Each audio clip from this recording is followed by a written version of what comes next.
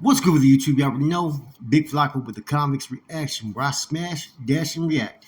Please hit the like, subscribe, comment, do all those things to help support this channel, and hit that bell notification for future fire reactions. So, as you guys already know, the wake up video with Gold Toes and Jenny69, it's the talk of the talk on the internet right now. A lot of people are discussing it. There's some people who still have some outlandish fucking conspiracy theories, right? I don't know where they get their shit from, man, but to each his own, right? But I'm gonna say this about Baldacci. You guys already know he's done time in joint. He knows about prison politics. He he walks a good path. How he walks, right? He's get down. He called in to American Trollo, and he clearly let American Trollo know that he wasn't invited. He pulled up on his own. He wanted to see what Gold Toes was all about. Came with respect, left with respect. What more could you hear but from an individual that addressed it just like that? I mean, what were they expecting? That's what's weird is that Los Angeles, everybody's tapped in. If you're in any type of fucking, whether it's in the game, whether it's in the rap game, social media, everybody knows everybody, right? So out of all these people, Baldacci is the only one that decided to go over there, and he didn't bring no entourage. He didn't bring any fucking crew. You know what I'm saying? He didn't go with that many heads at all, right? And he went there with respect. And if you notice, it was Gold Toes. As soon as Gold Toes seen him, even though they never really personally met, Gold Toes immediately went and embraced him with a hug, showing carnalismo, respect. And that says a lot, man. You really got to respect Baldacci for doing that, because now if he was to ever want to call anybody out, Gold Toes out on anything, he has the right to. He pulled up. He showed up when Gold Toes was out there. A lot of these other cats, man, they got no business saying shit, man. They try to turn Gold Toes into some super Nathaniel and some conspiracy theorists and all this fucking crazy shit, man. I'm going to tell you right now, Gold Toes is respected because of what he's done in the music business. He's not respected as far as for any major work that he put in for the Nathaniel movement, except for maybe bringing people in the rap game. That doesn't mean that he was soft or anything. No, he was just like any other homeboy that was out there in the Bay. You know what I'm saying? There was no rank and file status or whatnot. Never been to prison. So he's not going to have those, he's not going to have the schooling and training and whatnot to try to infiltrate and do all this stuff that fucking Haters World and these other people who fucking are from out of state and have no fucking really knowledge or experience with North Daniels, man. It's fucking crazy. It's crazy the shit I'm seeing, man. And the things that comes out their mouth, man. But Baldacci, he came on and dealt with it. He was 100% accurate. Sometimes I get kind of misconstrued about my opinions and views of what people may say as a Southside hater, and I'm by far one. Besides showing Baldacci his respects for going over there to meet Gold Toes and then speaking on it afterwards, man, I'm going to talk about some of the Southside channels, rappers, and podcasts and my personal feelings of mine. Okay? We'll start with Hood Stocks. I can't respect the Vato. The way he dealt with Weddle, that right there was some weak shit, man, because Weddle came in with a positive message, man. And when you're out there in the streets, you should be able to retain your citizenship as a civilian, and all the other shit shouldn't matter unless you're involved in the mix, man. That right there was kind of like I said, showed a lot about his character, man. That he was just because he was seeking to do that. It was a setup, man. And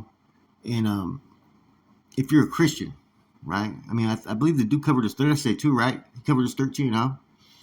And you're a Christian, and then you go to A and all that. You learn that your only issue that you really have is within yourself, man. That you have to focus on. Everything else is irrelevant.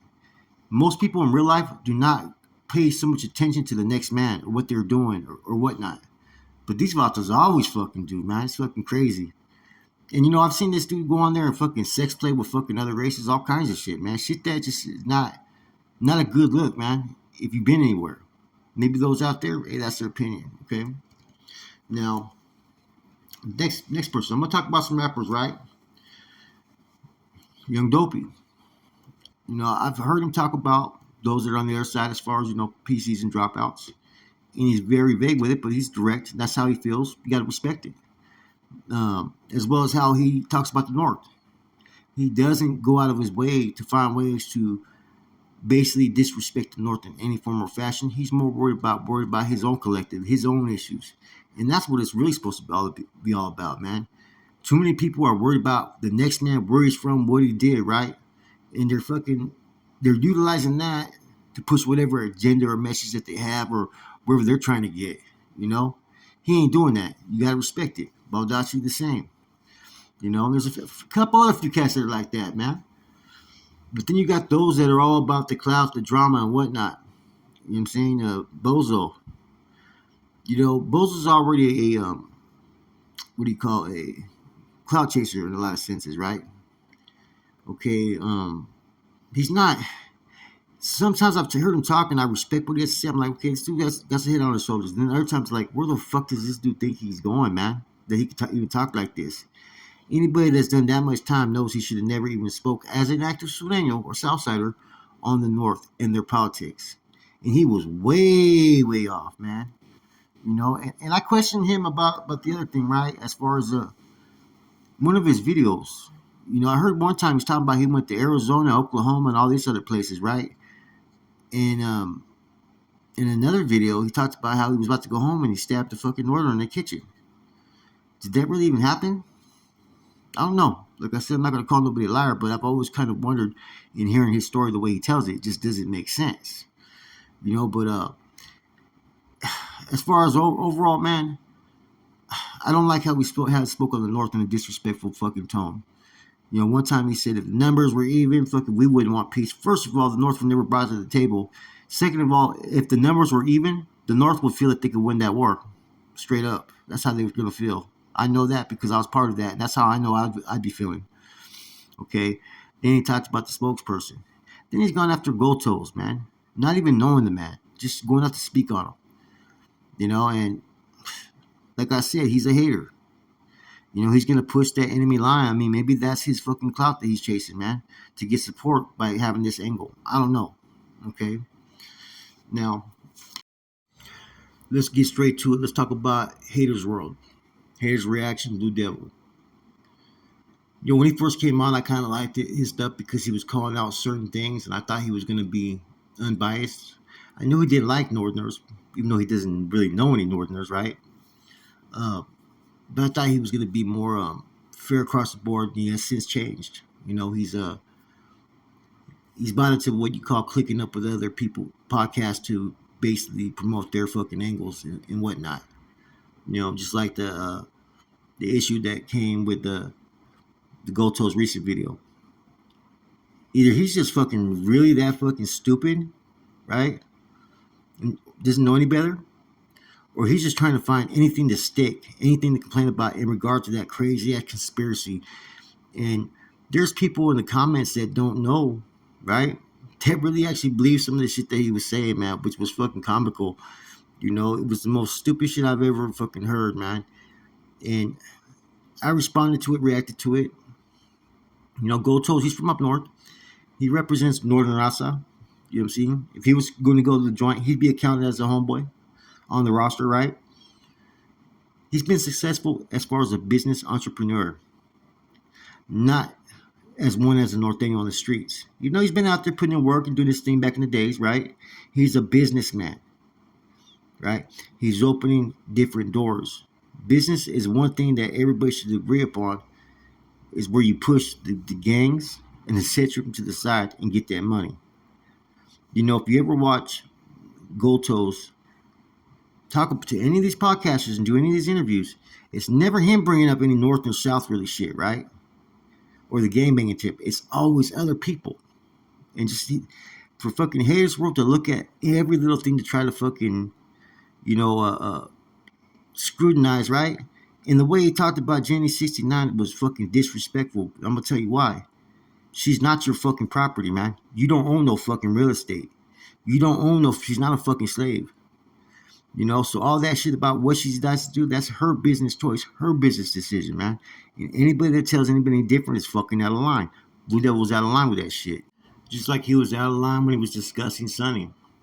And if you notice, right, there's a couple other podcasts that when Haters World drops something, they drop something right after, and it's kind of like almost like they're supporting each other. And I've even heard them give shout outs to each other, man, which I found was kind of interesting. Okay, now let's talk about some more rappers now. Criminal, Mr. Criminal podcaster, thinks he's the number one podcaster, man. You have a brand that you've been able to sell, and you've been actively pushing it, and I gotta respect that part of it. I don't respect the part of it when you decide to bring up, you know, other certain channels that you guys, everybody has a certain label they want to put on certain people, you know, um, which is unfortunate because if you stay in your lane and stay away from it, no one's going to have any reasons to sit there and attack you or bring anything up. Once again, another podcaster that wants to push prison politics has never been to prison. You know what I mean? Stay in your lane. A lot of people need to stay in their lane, but they don't. Um, he's doing his thing is all I'm going to sit there and say, man. Personally, some of the stuff he has said, I don't really I don't really respect too much, right? Because of just the way he says it, man. When people have that type of superior type of demeanor, right? And it'll show in their character, just in their actions. And I'm not all about people that act like that, So let's get to some positive people real quick, too. MOD Entertainment, MC Shadow, man. You want to see, every time all these issues that have happened in the last couple of weeks, you want to hear someone who fucking gives an unbiased opinion that he's usually fucking right, and you got to respect the things he has to say. Tap into MOD Entertainment. He's not a gang channel. He doesn't really discuss those things, right? Hoods, yeah, he'll discuss some hoods, right? But he's not going to go into the politics or street issues. But when stuff is put out there on social media, he will voice his opinion, and what he has to say speaks volumes. So respects to him. As well as Frank Vibes. Frank Vibes, same thing. He's one of the first ones to usually drop current stuff that's already out there. So that's the thing about these guys. They're not putting anything that's not out there. They're putting stuff that's already been put out there. Okay? 28 Rhodium TV. Now, if you take away the Chicano rap documentary that he's supposed to put together, right? If you put that issue aside, I like his content. He speaks his mind too, and he has a very wide selection of guests that I kind of respect his get down on that, man. Every once in a while, I don't agree with him, or sometimes I think he borderline pushes some issues a little bit close, right? But for the most part, man, I think that he knows how to stand up for himself, but he also knows what to say and when to say it. It's just people want to know about that documentary. That's the main issue with him. Now, let's talk about American Trollo. My only issue I have with American Trollo, right? I like his content. I like the direction he's going. Sometimes I think he makes everything more about him, but I do like his beliefs. I have talked to him on a few occasions before in the past, and I respect his thinking. But he has a tendency to still bring up one thing all the time. He's too worried about YouTube prison genre channels or PC YouTubers or this and that. And I'm gonna say this, right? I seen his channel and a couple other channels start their channel based upon talking about YA, prison, and other stories that he had brought on there. That the same things he says about prison YouTube genre channels, they're being glorified in his early stories. So you can't call the kettle black, I think what it is, right? For a lot of people, they don't have any history. They don't have any credentials. They don't have any experience. I mean, he's had Bozo on there who did so many years, right? But what was he, level 2 the whole time and out of state? Come on, man. It doesn't compare to those that were in the SHU for years and validated as prison gang members and came out and really did hold fucking authority and rank on the streets. So people get mad at that. You're getting mad because people who are on this prison genre side who are from up north, there's about 4 of us, right, that were involved in the mix at one time. That can't be fucking disputed. And just because a motherfucker's not active does not mean that one is going to be pushing poison, right? But yet that's a narrative that sometimes people want us to push out there.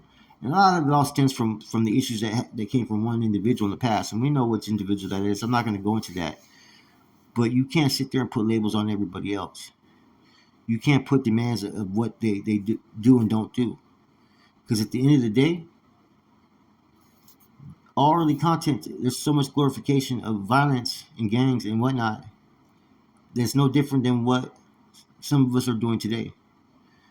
We may have some deeper stories, but hey, that's our agenda to push, man. And at the end of the day, this is how I believe in politics and how California politics used to be. If one's not your people, and I mean representing your flag, then what business is it from anybody from down south to have any say on any inactive channel from up north? I'm pretty sure a lot of people would not want an active northerner talking bad about an individual who's not active from Southern California. There'd be a lot of fucking feedback on that. But like I said, people could just stay in their lane. It's as simple as that. And just because someone tells war stories, those war stories at times, there's always a message in the end because it gets drawn into one position of what gangs bring. Nothing positive, nothing good. There's too much of an attitude to where it's okay for the fellas from Southern California to speak on whatever they want, even people up north, right? But because someone from up north are not active, they can't speak on it. That's bullshit. We all have the right to express our message and our experience and hopefully save someone's life. You know, each of us have a different story, and unless you walked in that man's shoes, you got no business judging them. Period. Unless you're gonna deal with it. Remember, a lot of times when it comes to Southside politics, and we all know this, the person who brings up an issue to push that issue is also going to be the same person who's going to be asked to deal with it. Otherwise, they're going to be told to shut the fuck up. And that's what all these podcasters and rappers need to understand. The ones that have been there, they do understand it. And truth be told, right, it's really nobody's business unless you're from up north. Those are 100% facts. If politics were still being played the way they're supposed to be played, you worry about your own kind. What's going on with the next group, that's their problem. But I'm gonna say this though about American Trollo. When he's focused on content and he's compassionate about it, and he's not worried about all the riffraff shit, not worried about what the next man's doing, not worried about the prison genre. He's one of my favorite podcasters, man. I like how he's not afraid to challenge anybody, you know. And that's my opinion of American Trollo. Streets ain't loyal, Sonny, man. I like Sonny's content. I like how Sonny is his own biggest critic, man. And he has no problem criticizing himself when he feels he's out of pocket or done something wrong. But he's very compassionate and wears his emotions on his sleeve. And I think it's fucked up how there's been a lot of people who have attacked him unjustly and have disrespected him as far as him being an OG. You know what I mean? He done his time. He done his thing. Sometimes, with these other podcasters, sometimes you gotta take the higher road, man, and just let things be.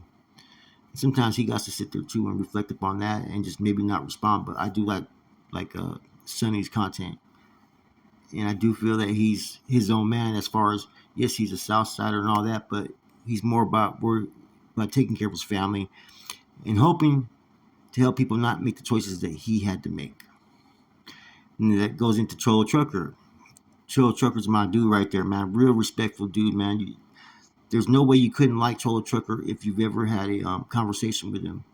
And you've seen him grow in the relationships he's had with some people up north, like Sir Dino, Pastor Rocha. And he always has something positive to bring, and he thinks things out, man. I'm surprised his channel hasn't blown up more. You know what I'm saying? Because Trollo Trucker and MOD Entertainment, those are two channels I like to watch. And I watch all these channels, but from the shadows. You gotta respect it, man. West Coast Graffiti, I wasn't even gonna mention him, but I'm gonna mention it because I don't know when this was. This was 8, 9 months ago, where he was attacking the Prison Genre channel for about a week or two or whatever it was, and he really felt like he made and created a change, man. You know, You know, we have those that maybe don't understand everything that's going on, but as soon as one of their partners takes a certain stance against everything, they're right there beside the whole time and will speak about it, but really not have any knowledge of it. That's what you get with West Coast graffiti when it comes to, talking about certain things as far as in the gang culture. Outside the gang culture, man, dude's pretty good, man. I like his stuff when he stays in that lane, man. And that's what I'm trying to get at. There's certain things that people just have to stay in their fucking lane, man. That when they venture outside of it, either they make themselves look dumb or they leave too much error to be fucking corrected or exposed. Because Neil Dezad, I got one thing to say about Neil Dezad. I think maybe he'll even appreciate me saying this because it's the realest thing I'm about to say about him. To this day, since he's came on YouTube, that man has not switched up. He's been the same fucking person the whole time, the whole way. That's all I gotta say about him. You know, Swifty Blue, man. I don't know. I don't know if that boy is ever gonna be able to get out of all the fucking messes he's created, man. I pray for that dude, man. I really do. He's been in so much fucking shit. A lot of it he created himself, though. Let's just keep it real, man. Um, Whatever direction he goes, man, I hope he just stays to it, man. I thought he was ready to go on some positive shit, man, and haven't heard nothing about him lately. I hope he still is going down that path, man. I really do. I'm gonna mention both these channels. They're from Southern California as well, or that's where their roots are. A Prisoner's Awakening and Dubs. Both these dudes are extremely knowledgeable, and if you want to understand about prison from those that were there during those time years of the '90s and 2000s, right? Both these men have very good content that they put out there. I would definitely recommend that. Now, who's the one that's keeping them all on their toes? You guys already know. OG, triple OG. So if you're fucking around, he's watching, trust me. Anyways, man, after I seen what Baldacci did, man, and how he spoke out about it, man, I figured, you know what, man? Let me set the record straight because sometimes when I voice a very strong opinion, people think that I'm hating on the South when that's not the case.